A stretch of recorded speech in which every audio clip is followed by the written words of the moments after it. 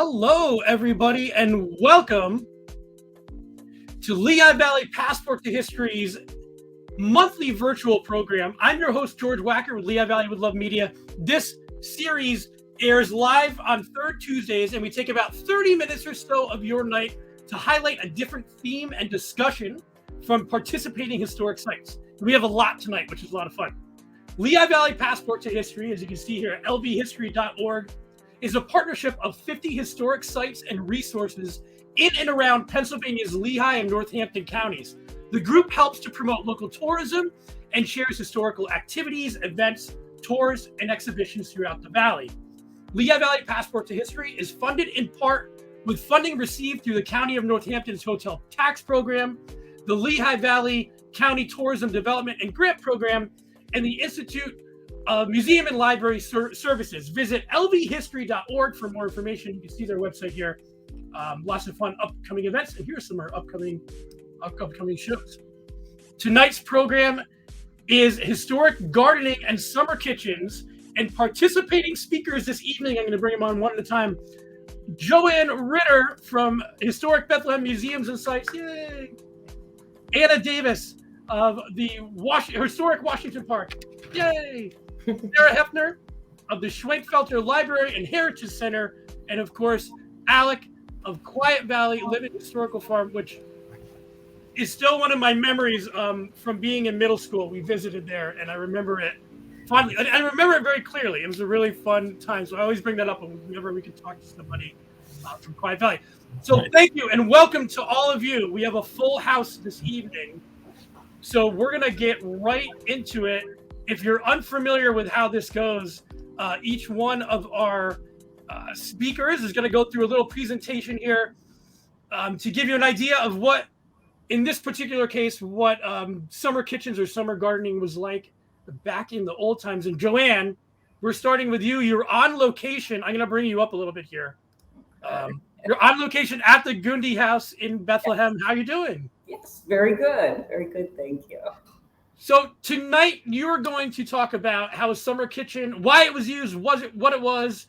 I don't want to give too much away. We do have a lot of pictures to show, but even what types of food was eaten from it and how it was cooked. So without further ado, thank you to all of you, but Joanne from Historic Bethlehem Museums and Sites, I'm going to turn it over to you. Okie dokes. Thank you. First, we'll start with our very first picture. And that picture is indeed of the summer kitchen at the Burnside Plantation. It was built in 1825. And typically, summer kitchens are one-story, one-room buildings that are detached. You will occasionally find ones that are semi-detached, and they were quite busy places in the summertime and into the early fall, for cooking and actually processing and preserving foods, because there was no grocery stores and no electricity. So we had no refrigeration at that time.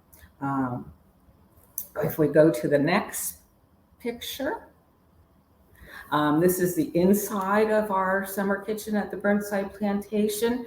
You're looking at the open hearth, which is what all of the summer kitchens would have. In here, I tried to pick a picture that you could see a little bit of everything that gets used. Down on the lower left corner is the firebox area of the hearth, and that's where all the main cooking would be getting done. You can see a little fire is going up in the bake oven, and then the door that's below that is just for the ash pit, because they did save the ash. They utilized everything. The ash would have been used to make lye and then to make soap. If we go to the next picture, there was the one with the fire. I guess we kind of lost that guy. Is it this one? I'm sorry if you're out of order. That's the one. Thank you. That fire, if you see it, you will see with all this cooking. In the hearth, we can do everything that you can do in a modern stove and oven. except it gets a little warmer, which is why they would build summer kitchens when they could, because of all the heat from the fire. In the winter times, the colder days, it would be much appreciated to have that additional heat in the house. Not so much in the summer or the early fall, late spring. That fire, if you look at it, on the bottom, there are some nice red coals, and that's what we're going to end up using on our first cooking implement that I want to talk about, which is the bake kettle. Some people know it as known by a Dutch oven. Some people go camping and are used to that. They would have used it basically the same way as far as with putting a bed of those red hot coals down on the bottom, putting the kettle on, and this time we actually have a pie pan baking in there. So you would have a small trivet down at the bottom, put the pie pan on, put the lid on, and then put some of those nice red hot coals on the top.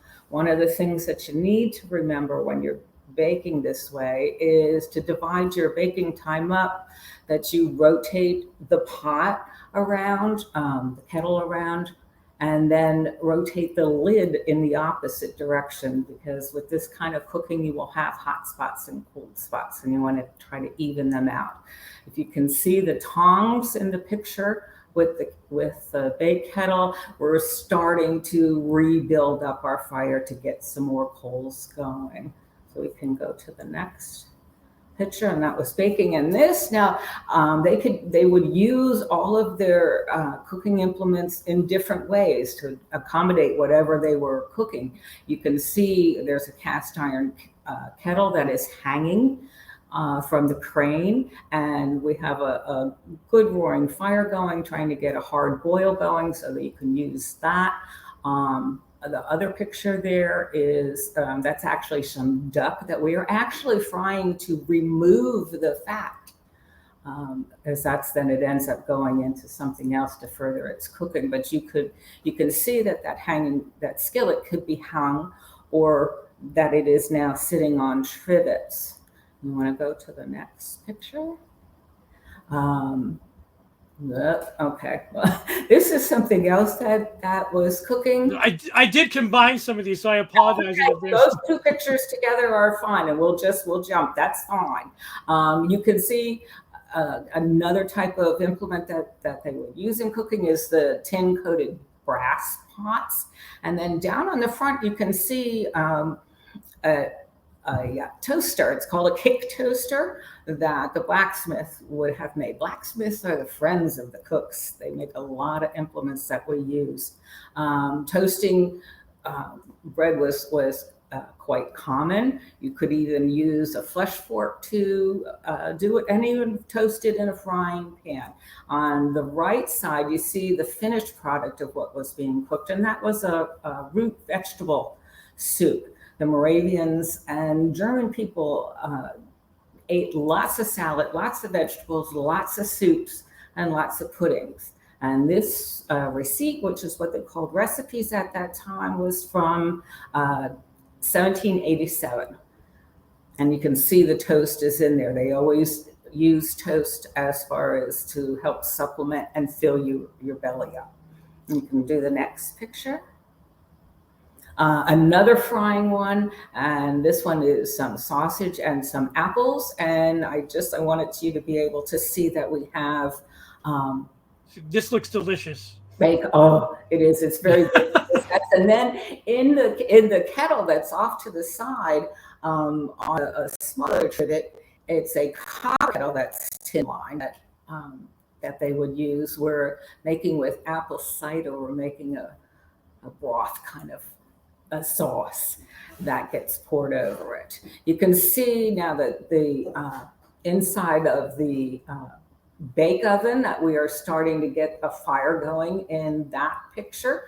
You start with the fire at the front of the oven and work your way back to heat the oven up. Usually firing up the bake oven only happened on one day a week, because it was an all-day process. We found out that in this area, Fridays was usually the day that everybody was firing up their bake kettles or their bake ovens that this was a baking day. So you start with the fire near the front and work your way back. That oven, just to preheat it, takes us 4 to 5 hours to just preheat the oven.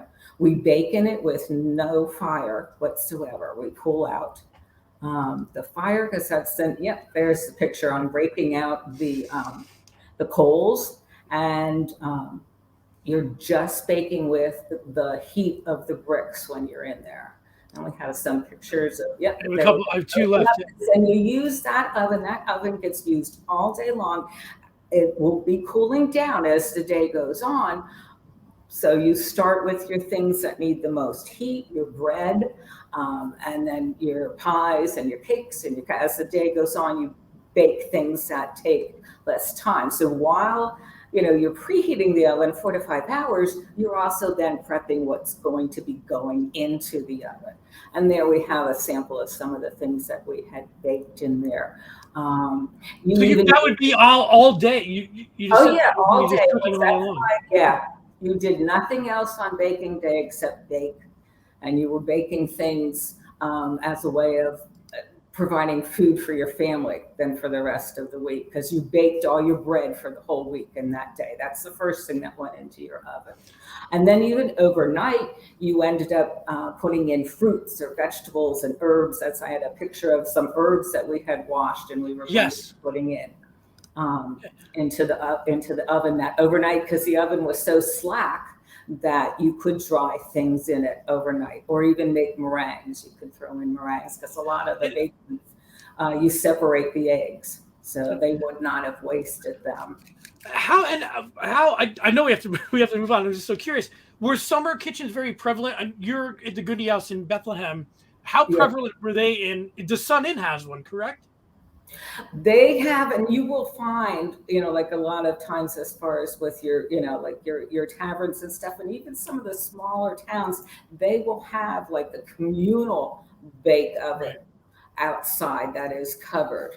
But the summer kitchens in this area, you'll find them being built from the late 1700s all the way into the early 1900s. Because that's our foodways really hadn't changed a whole lot as far as until electricity became available for people. Well, Joanne, I don't mean to stop you. Thank you so much. We're gonna come back to talk about some events in a minute. It's my job to keep this history train rolling. No, thank you so much. It's so interesting. And if anybody has any comments regarding summer kitchens as we go, please leave them in the comments. I saw Jim Friedman commenting. So people can always answer those questions as we go. I want to now introduce Anna Davis of Washington Crossing Park. I'm going to move over here. And today you're going to be discussing, well, hello, by the way. Hi, how are you? How are you? You're going to be discussing the process of creating a historic garden where none had previously existed. And same deal, I have your photos ready to go, and I'm going to kind of turn it over to you. And if you could explain what's going on here. Sure, absolutely. So as you said, I work at Washington Crossing Historic Park in the beautiful Bucks County, Pennsylvania, right along the Delaware River. And just to orient you to the site a little bit, it is broken into various sections. So we have what we call the Upper Park, which is where our historic Thompson Neely House is. We also have the Lower Park, which is where our visitor center is, as well as Taylorsville. And both of those sites have kitchen gardens. The Thompson Neely Kitchen Garden was there when I arrived in 2014 and progresses along pretty nicely on its own. Some things I've had to remove, replace, depending on their accuracy of the time period. But for the most part, it really feeds that historic home in such a nice way because it's right off of our basement kitchen, which is a pretty fascinating part of that house there. But I really wanted to talk about our main park where the visitor center is and the Hibbs House Kitchen Garden. If you would mind putting up the first photo. So there I am in my revolutionary kit in our. I didn't know that was you. I couldn't tell. Yep, that's me. So this is actually the original site of our Hibbs House Kitchen Garden. And it was effective, but not particularly accurate.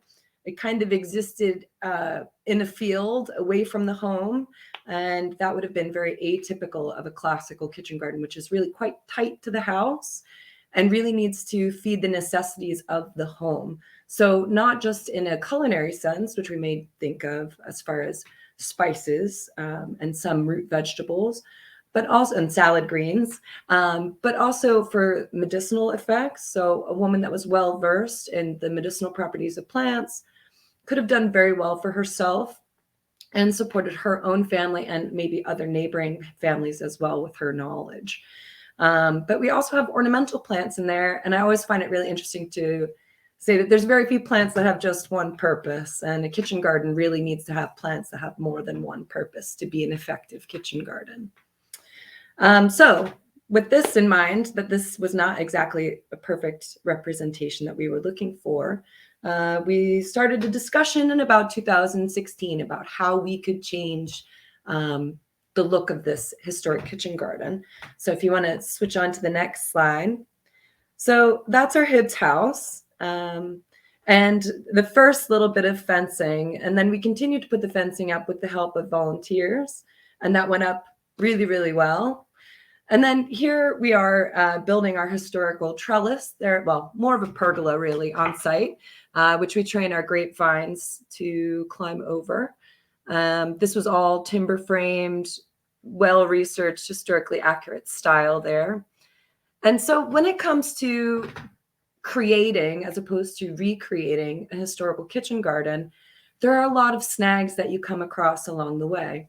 So we are part of DCNR, which means that we're not grandfathered in with this garden. So we really need to be mindful of modern facilities. So all of our pathways had to be ADA accessible, as well as our gateways, and even the path material as well. And it's just a wonderful thing because it really does allow anybody to be able to come in and view the garden. But it does take away a little of the historical accuracy in the sense that these probably would have just been foot-worn paths through a garden, whereas ours are quite elaborate, if you want to put up one of the next pictures there. So this was early on in the installation. There's my business partner, Ross, there. And we've just started laying the brick surrounding the beds, and we've also put in the gravel pathway. So as you can see, those are quite wide. They're about 4-foot pathways. And then down the center, which you can't see yet, there we go. Actually, yeah, that's fine. So we have 2 very long beds. This is the same side of the garden, but from a different perspective. We have 2 long beds there toward the front that aim toward our circular bed. And then we have a 4-square bed design here at the back. So those long beds are pretty classic. They're 4x20. And we loved the fact we wanted to put those in there so that they were accessible for our children's programming. This is an easy way to get a large group of kids together and have them be able to plant seeds or pot new plants, which they thoroughly enjoy. And the garden really feeds our kids' programming in such a wonderful way. And then question, yeah. I'm sorry. What historically, that's how it was historically, to have those wide rows in there? So what was that for historically? Yeah, so it's actually, I think, mostly about ease of gardening, how much you can fit in within that space, what you can access from the edge of the bed there. And then the 4-square design here at the back, we've sort of divvied up into purposeful beds. So one has dye plants, one has medicinal plants, another has, 2 of them have culinary plants. So it's a nice way to kind of direct people, and it keeps things safe. So some of those dye plants, for instance, are not necessarily something you'd want to ingest. So by keeping them separated in that way, it's a very practical sense. You could easily send the kids out into the garden to have them pick some things and know that they might stay away from that without any major risks. So when we decided to move forward with creating this garden, we had some guidelines. Obviously, the ADA restrictions were one. We also really wanted to make sure that the plants in this garden fed our programming.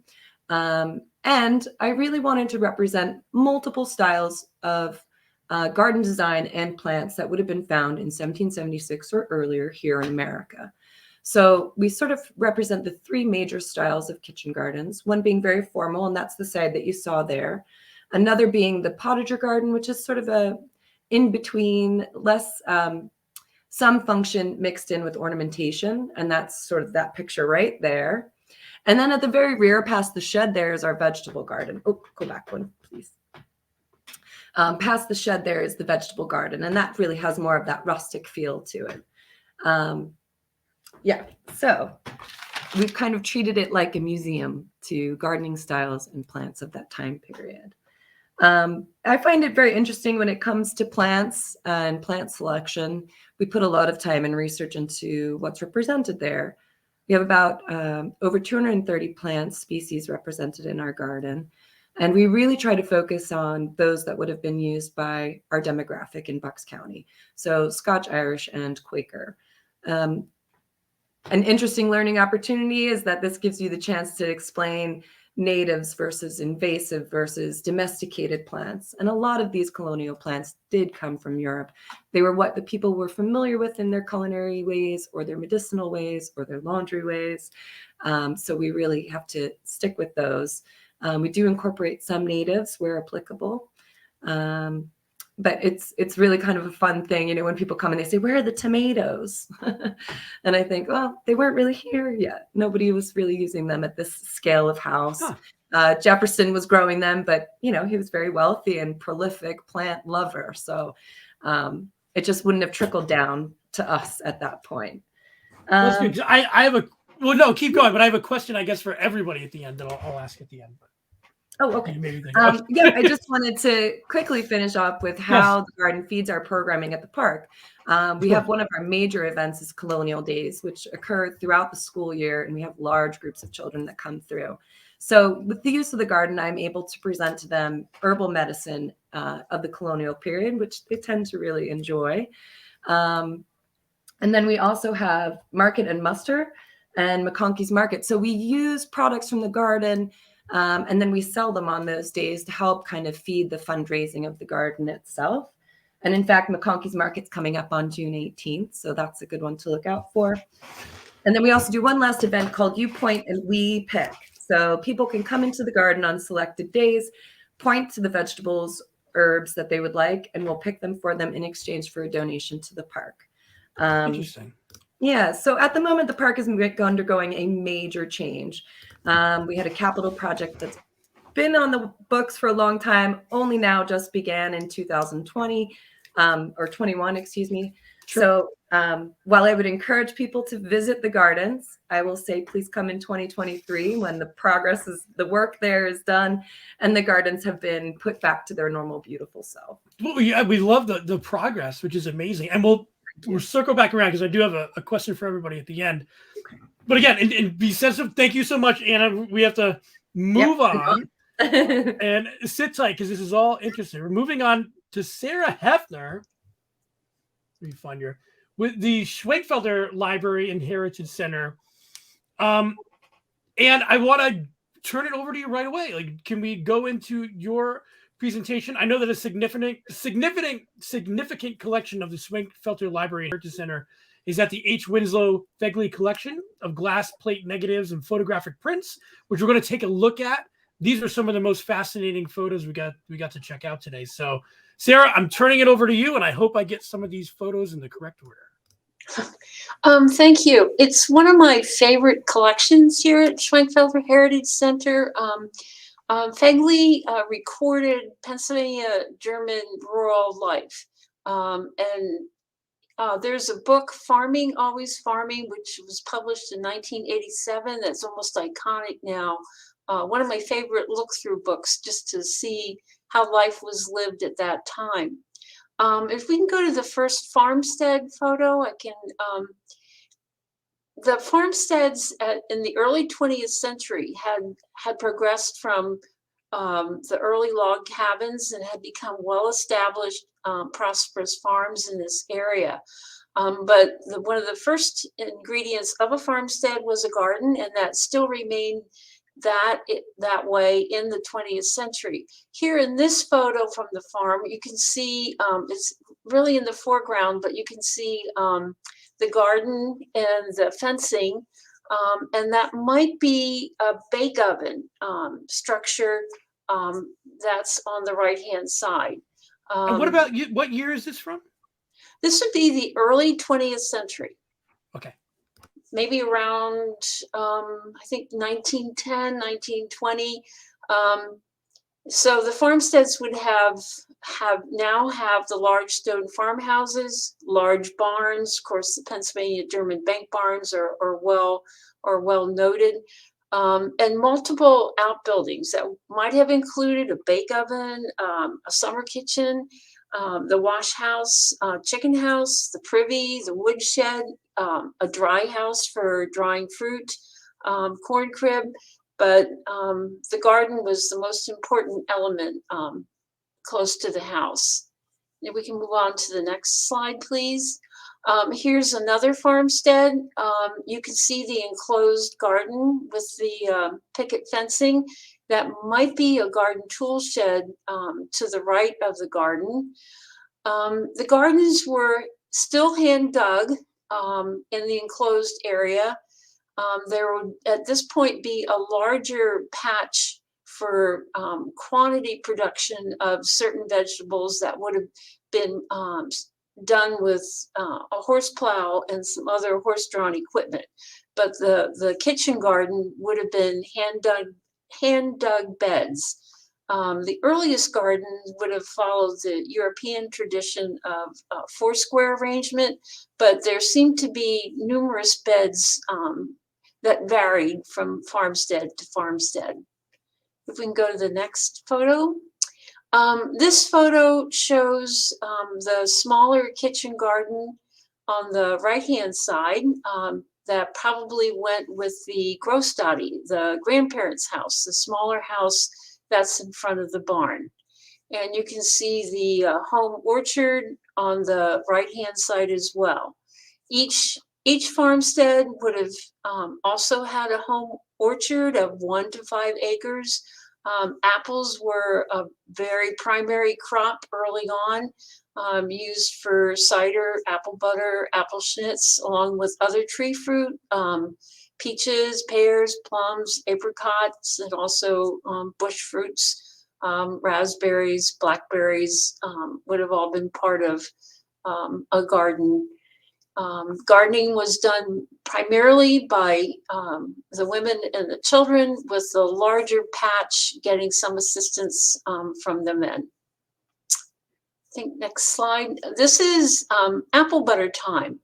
For Schwenkfelders, this is part of the traditional history.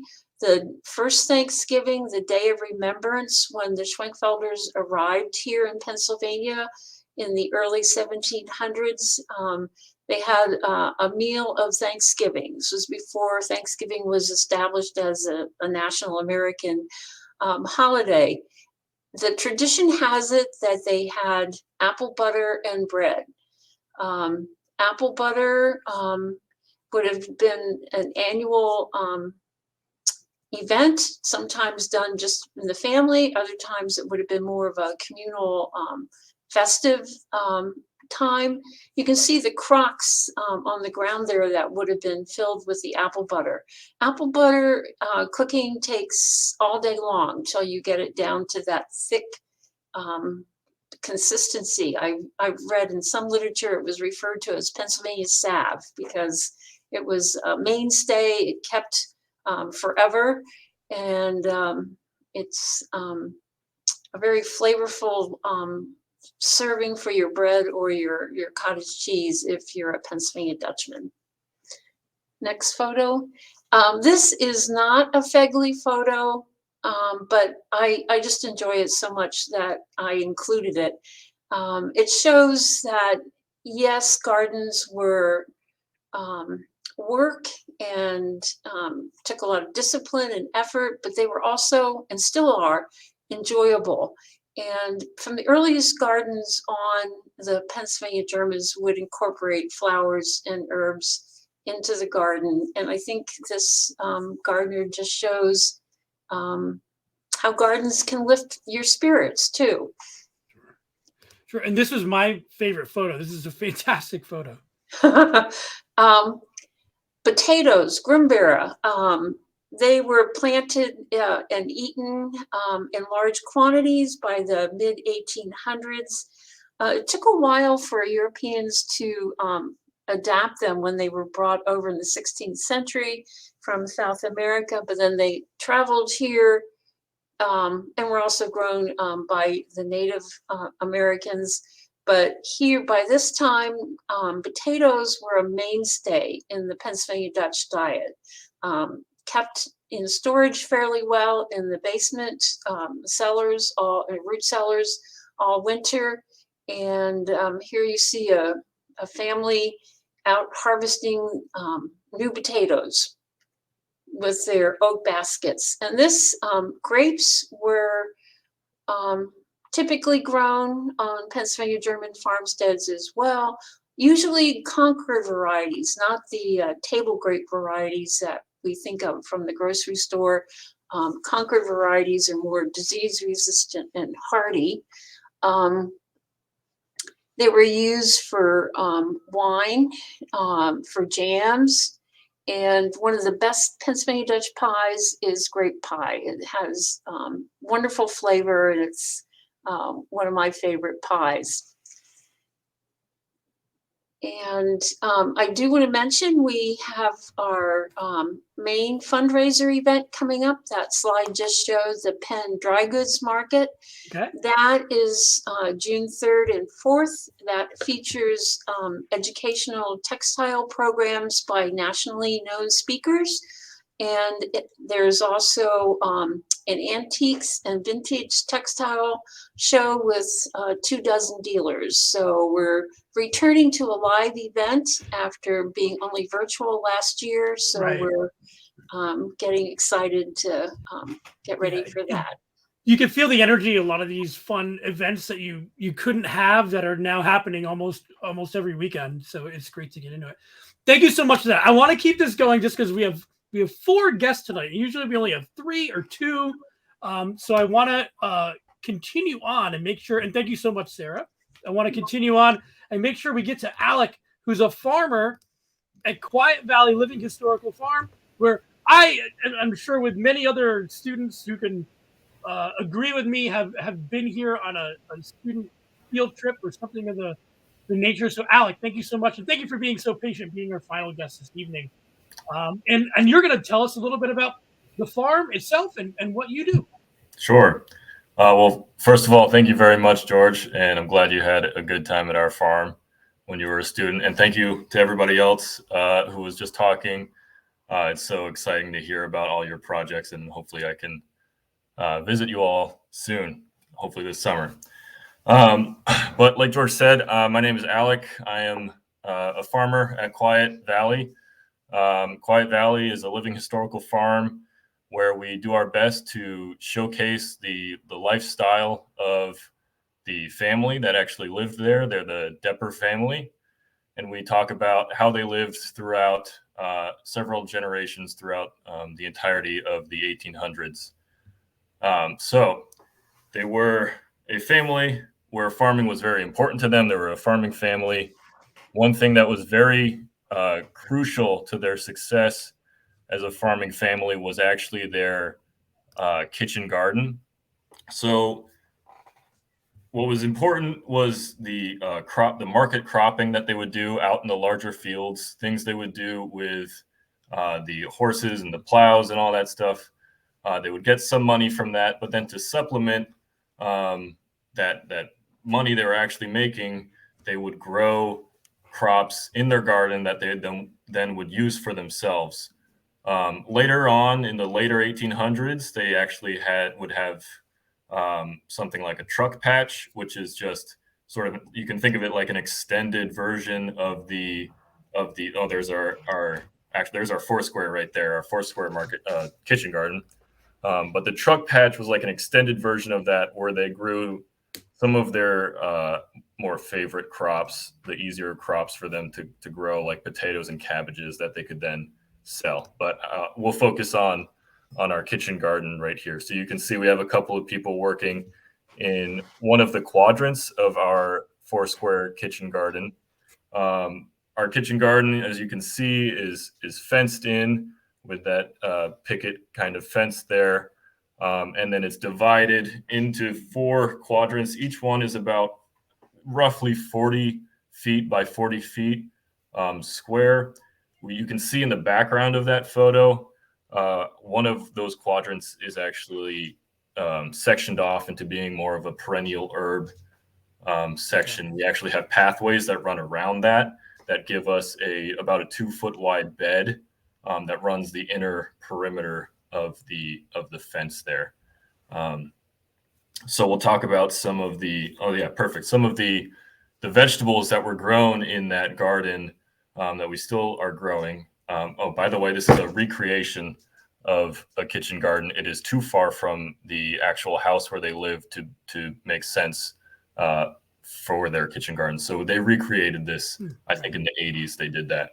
I've not been there since then, but I'm more of a recent addition. So if you can go back to that picture, George. Thank you. So you see we have our onions here. We try and grow a lot of what they were growing back then. Onions, leeks, carrots, beets, turnips, and cabbages were some of the variety of crops that the German settlers brought over with them. You will see later on in the 1800s, people started to embrace the tomato. But for a while, that was really, people were afraid of the tomato because they saw it as a poisonous nightshade.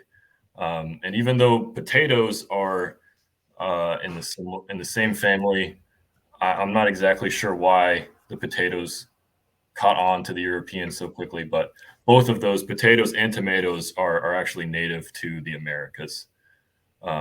So it's kind of interesting how things go like that.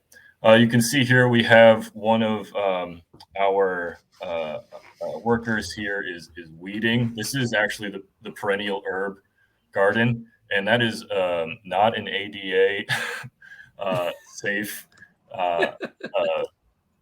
footpath there. They are a little bit wider now, but hopefully we can work on that and make our own paths wider. I'm very happy you brought that up, Anna. That's a very interesting and important thing that we should try and do to our gardens here. You can see here that we have a few more of the workers picking our herbs.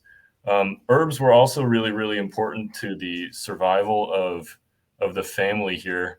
You can see we actually have a ton of mint just going crazy. Mint loves to grow like that. I'm not sure if you can see this very well. I wish we had a better picture of it, but the woman in the lighter clothing, you can see behind her yellow flowers.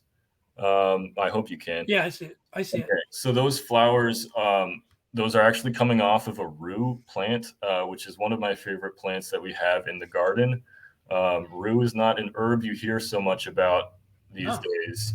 It is more of a, at least here, it is more of a medieval plant, and it was used a lot back then, but today we don't really use it. It has a very interesting, powerful flavor. You can't eat too much of it because it's very bitter, but it has a lot of medicinal properties. People use it to help if they have any lung issues. There's a couple more things, but the rue is a very cool herb that I'm happy that we keep growing that in our garden here. Another herb. Oh, yeah, we can go back to that. Well, okay. Yeah, I have a couple more. Yeah. So this is a bunch of wheat that we have here. This is actually, we harvested that last July roundabouts. So that is an example of something that we would not grow in our garden, but would be grown out in the field. We on the farm, we will thresh this and grind this wheat up, and we'll make flour, which we'll use in our bake oven.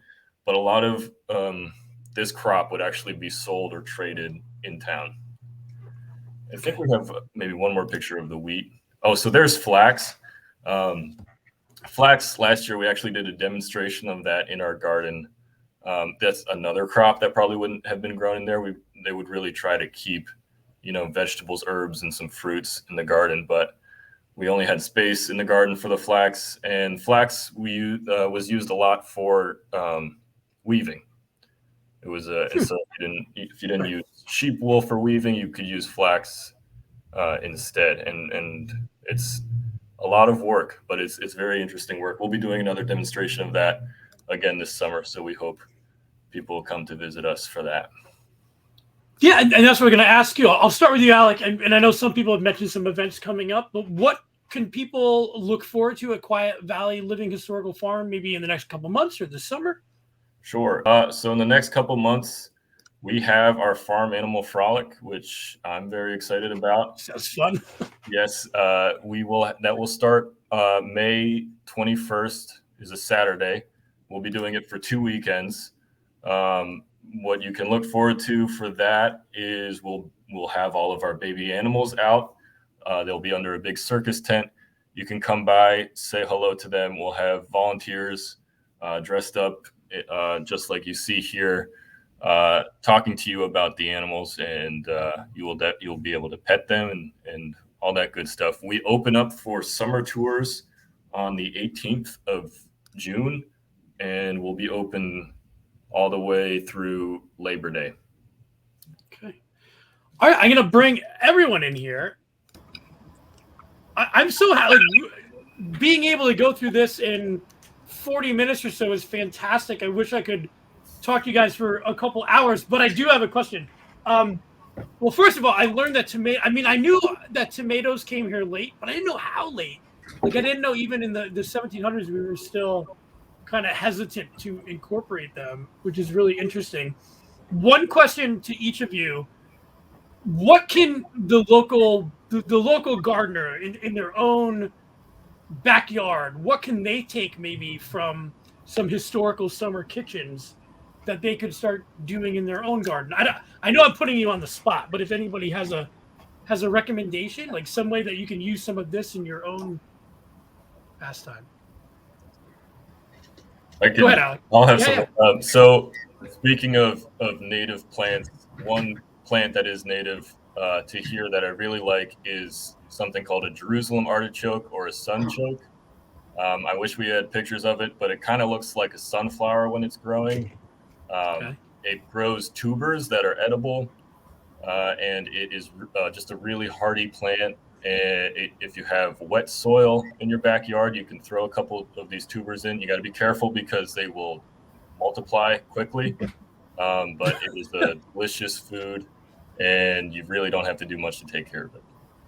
Yeah, it's interesting how you say too, like you were talking about the rue, which is just not is widely used today, and it's just so interesting how that was just part of our culture locally and gone out. So, not so much anymore. No, I don't know. Does anyone else have any other? I know that we had talked about a couple events coming up. I don't know if anyone else had anything else to share. You had asked about gardening techniques, yes. And I think the hand-dug beds are still a great technique today. Usually they tried to keep the beds small enough so you didn't have to walk on them, which then you eliminate soil compaction. Right.